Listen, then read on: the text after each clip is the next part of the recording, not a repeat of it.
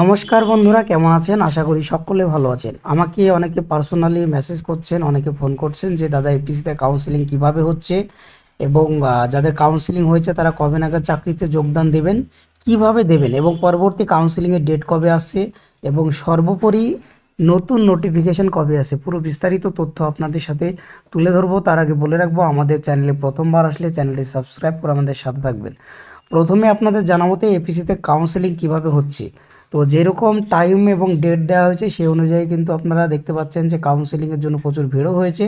তো সেই অনুযায়ী কিন্তু কাউন্সেলিংয়ের জন্য ভেতরে প্রবেশ করানো হচ্ছে এবং সেই অনুযায়ী কিন্তু জেলায় বাছাই হচ্ছে। মানে যে জেলাগুলো ক্যাটেগরি অনুযায়ী ফাঁকা আছে, যে মনে করুন যে আপনি ওবিসি এ, তাহলে ওবিসি এতে সারা পশ্চিমবাংলায় যতগুলো জেলা ফাঁকা আছে সেই জেলা কিন্তু দেওয়া হচ্ছে এবং সেই জেলায় বাছাই করার পরে কিন্তু পাঠিয়ে দেওয়া হচ্ছে।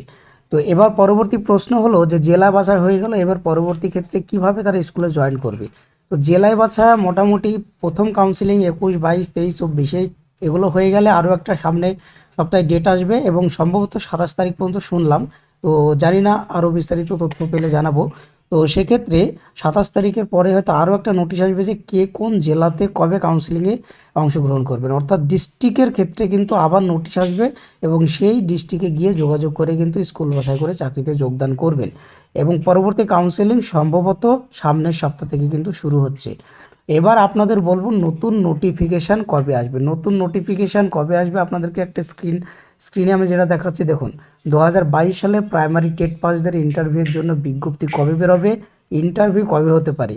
তো এরকম একজন প্রশ্ন করেছিলেন, তো সেক্ষেত্রে কিন্তু প্রশ্নের উত্তরটা দেওয়া হয়েছে 2022 সালের টেট পাসদের ইন্টারভিউয়ের বিজ্ঞপ্তি ভোটের আগে বেরোনোর সম্ভাবনা আছে, তবে ইন্টারভিউ হবে ভোটের পরে। তো আপনাদেরকে এটাও আমি আর আগে বলেছিলাম যে ভোটের আগে একটা নোটিশ আসবে এবং ভোটের পরে কিন্তু ইন্টারভিউ শুরু হবে এবং নিয়োগ প্রক্রিয়া শেষ হতে মোটামুটি এই বছর